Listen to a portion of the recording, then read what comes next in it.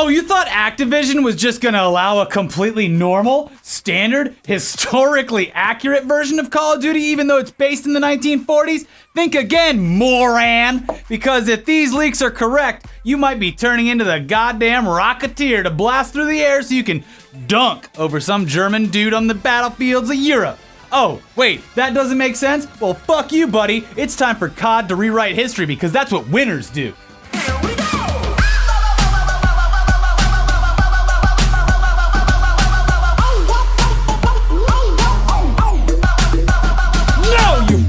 Cuck.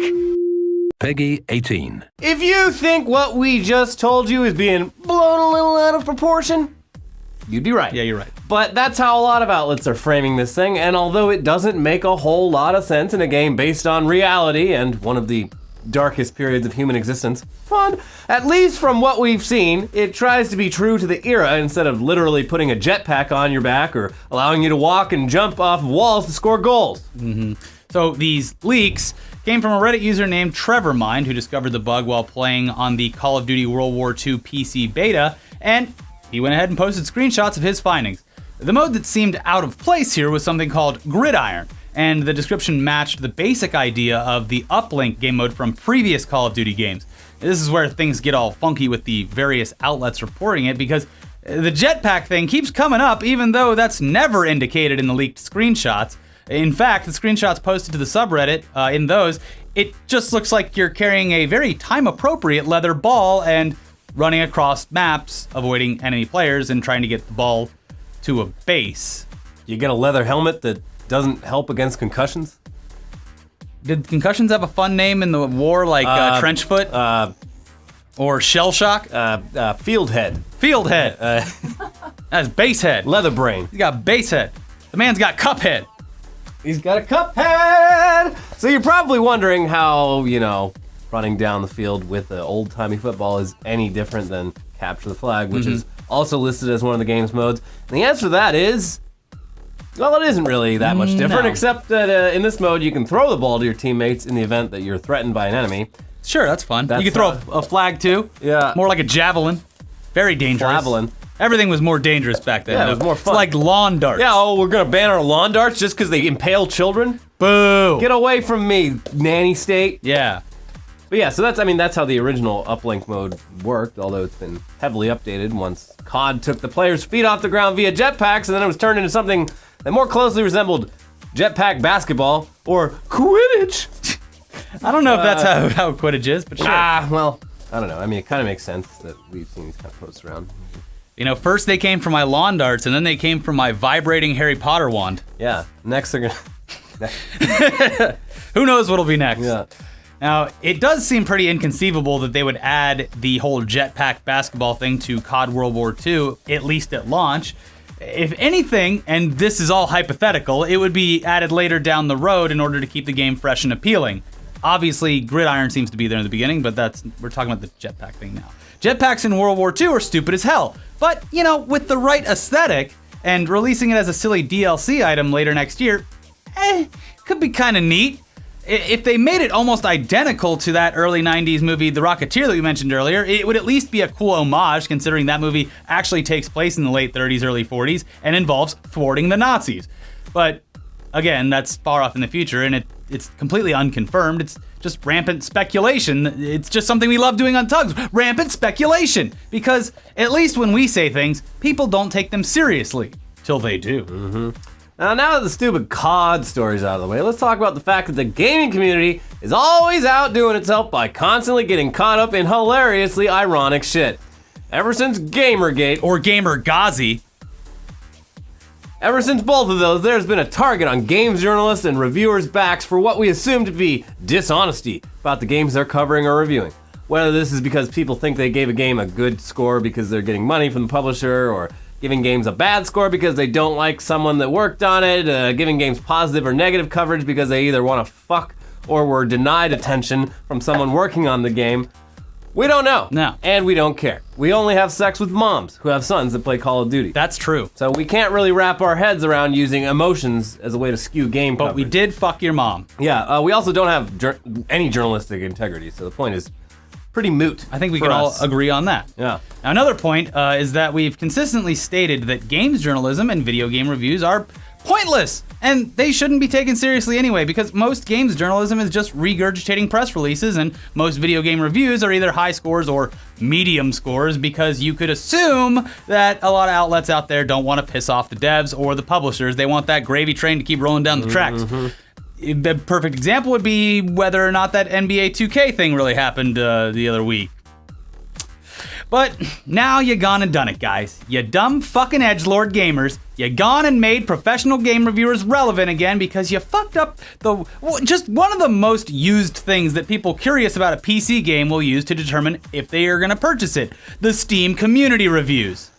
So the rise of what the lamestream gaming media is calling review bombs is actually going to blow up in all your faces, and you don't even realize it. Nope. Listen up, children. Once more people catch on to the fact that a game that they probably would have loved only has a poor review score because a bunch of little shitheads like you think PewDiePie did nothing wrong, or because they were banned from the game, they talked shit about a review because they are generally a horrible person or cheated in some way, the trust that people once had in the community to accurately judge a game will be thrown out the window, and we will all actually need traditional game critics more and more. It's just creating a bunch of noise, which will be detrimental to the entire platform. I trusted you, Steam community, and now I can only trust people at IGN, GameSpot. Oh, God. God, there's not many left, is there? No. It all became a big thing recently for two main reasons. Firewatch got review bombed because they were upset with PewDiePie saying the N-word and didn't want him promoting their game. And then Plunkbat put ads in their game for Chinese players. So whatever, people getting upset at a company putting ads into a game that they paid for is completely understandable, but giving the game a bad overall score is also a bit of a dick move because it has nothing to do with the way the game plays. If you give it a bad score because it's not optimized or because it's glitchy as hell sometimes, that's fine. Yeah. But review bombing shit because you're angry about something outside of the game itself seems pretty stupid, especially if you're one of those people who scores something low because you got banned for cheating or for just being a fucking dickhead.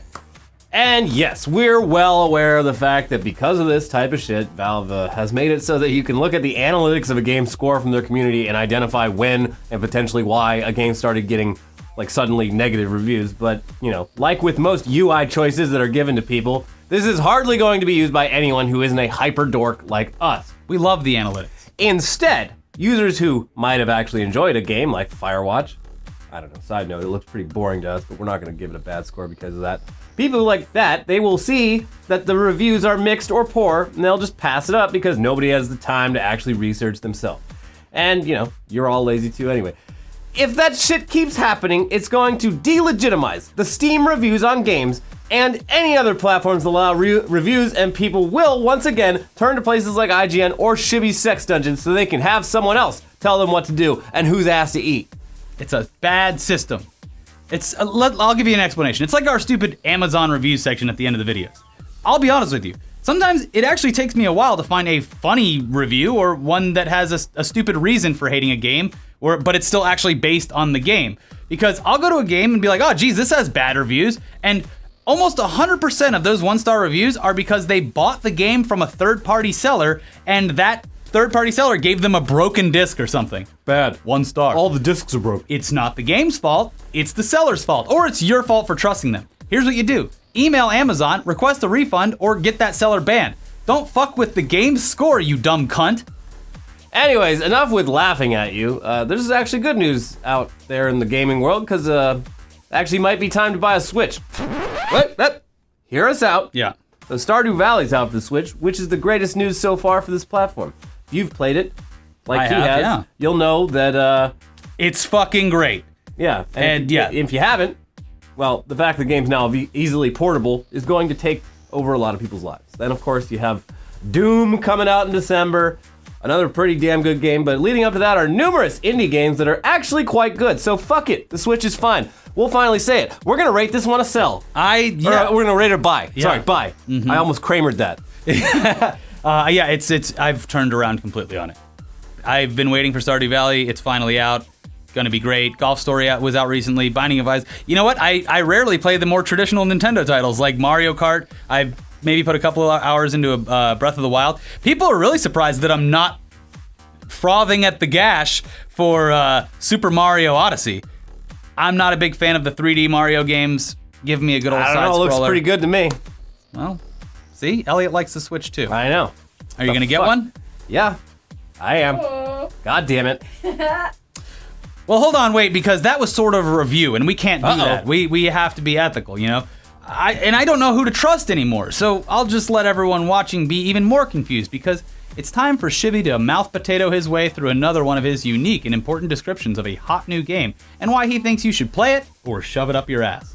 Tugs boys and Tugs girls, this week I'm reviewing a genre that Ricky loves. The heart and soul of this genre birthed around the 1930s when the means of making your heart pound really began. A game that is gorgeous within its own right, handcrafted designs, to many the best looking game to be released. Something near and dear to Ricky's heart that he has loved growing up as an adventurous little rascal. A video game genre and real life activity that many of those around the world would literally sell their souls to the devil himself to be the best at. Of course, I'm talking about Forza Horizon 7 for all major platforms. Fuck you! No one wants this review. They want Cuphead. Cuphead! We want Cuphead. Yes, ladies and gentlemen, good old racing. Something that Ricky beat me at during our AFK challenge at PAX Boston because my go-kart was #sad. Good old racing that really became to be itself during the 1930s when standards for racing cars were properly developed.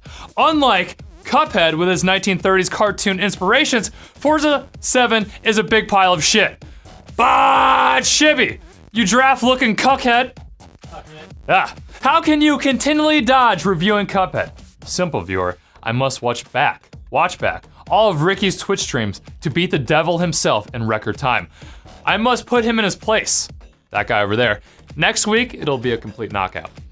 Moving on, Forza Horizon 7 is bullshit, sure. It's possibly the most visually beautiful game to ever be released. Racing games at this point have that on lock with every iteration of these AAA budget racing games pushing the limits. It's hard to fuck it up. The cars on the track with some story elements and voiceover, blah. Sure, the weather effects look better than real life. Sure, the cars are detailed more than Senor Pepe detailing Ricky's Chevy Volt down the road. Sure, it belongs in a museum. I did digress. Forza Horizon 7. Forza 7 may be the worst game of the year because you know it's... what the fucking game's called? I do. Which one Rich, is it then? Forza 7. I want to talk... It's Forza. First of all, you fucking uncultured swine. Second of all, it's Forza Motorsport 7, you uncultured swine. Cuckhead. Great. Forza 7 may be the worst game of the year because it's a full $60 retail game or more if you want the ultimate version, plus season pass content, plus pre-order car bullshit, plus my all-time favorite. Get ready for it, guys. Cancer microtransactions. Yes, indeed, with more microtransactions on the way in the coming week or two. Be gone the way of earning plentiful in-game credits just through actually playing the game how you want to play. Turning off assists here or there to make your experience more simulation-like. Turn more credits. Gone. Gone like the VIP premium service that most hardcore players purchase to really grind in-game credits. Instead, this VIP service is just a few bullshit mod cards that are limited time use consumables. Basically, the hardcore and casual player can no longer have plentiful currency to play how you want, drive what you want, and once again, this is a $60 or more AAA retail game that you have paid for and not even getting a reach around. What the fuck? The progression system is now the worst, requiring you to buy and drive cars you might not even give a shit about to eventually reach the shit that you do care about but probably can't afford because there's no in-game credits. Mechanics like this, I cannot support. Sure, I have my issues with Fortnite and its progression and monetization, but that is a first of its IP, a $30 title, and clearly labeled early access on PC. This is fucking Forza 7. Now featuring an awful progression system and monetization system in this beautiful racing game is pathetic. Corporate greed has completely fucking ruined an overall solid racing game. Shut up, sad. communist. At least Forza Horizon 3 is great. But as for Forza 7, do not support these microtransactions and progression changes. Do not buy, 0 out of 10, much like my shirt in the description. Do not buy. Cuphead next week. Bye. But since we're talking about Steam reviews, Let's just look one up for Cuphead. Yeah. Here's a thumbs down for the game on Steam. I don't understand why in the reviews people doesn't say how hard this game is, how frustrating it can be, and from the very start, the first level is awful, and from there it's so hard. I had to ask for a refund. It's even harder than Hollow Knight. That is amazing, but sometimes too hard. But at least not everything is that hard. I wouldn't have purchased if I had known. Having said that, I have to say I really wanted to like this game. It's beautiful, the music, the scenes, it's wonderful. If you like really hard games that you will have to repeat 100 times, this is for you. If you liked Hollow Knight, you will like this. I'm sorry to say I didn't like this one. I did like Hollow Knight. All of the reviews, almost all of the negative reviews, are because the game is too hard. But we should all just hold off judgment until a real journalist like Ian Miles Chong releases his review. And his full gameplay video. I think he should live stream his first ever playthrough. Yeah. For charity. Show us what a real game journalist plays like, Ian. And do it for charity. Do it for charity. I think that would be great. Mm-hmm. I'd watch the whole thing. Yeah. And I'd donate. I would too. Then we could all decide. Now me, I beat the game. Beat it last night. I mean, here's what I have to say to those people reviewing the game. Maybe you should get good. Stop whining. Oh, and speaking of our personal Twitch streams, we want to give a shout out to one viewer that watches our streams. One from me, one from Elliot. I have to shout out 3Mike1911. The dude is constantly resubscribing, which I always appreciate. He drops bits like a damn maniac, and I love him for it, so thank you. He drops bits like an old man out of the strip club. No, like a man feeding ducks. Yeah. More pleasant. Hey, that guy gives me a lot of money too, but the Mighty Axe, I did the math. The Mighty Axe is my biggest supporter. Thank you, yeah. Mighty Axe. I think he might have shipped out to the military because he's been a little quiet lately, but Yeah. if you're watching this, buddy, thank you. Yes. Anyways, make sure to follow us both on Twitch. He is twitch.tv/ElliotETC. I am twitch.tv/ITS, Ricky FTW. And check out the ETC Twitch channel. And we also have a PlayerUnknown's video that we did with Germa that we filmed earlier. And now you can watch that. And we had the God camera. It was on custom servers. We're going to be doing a lot more of that. So make sure, make sure to go follow our Twitters and keep an eye out for those custom matches. We'll see you soon. Check out the videos and buy a shirt, etcmerch.com. Bye. Sellout mode complete.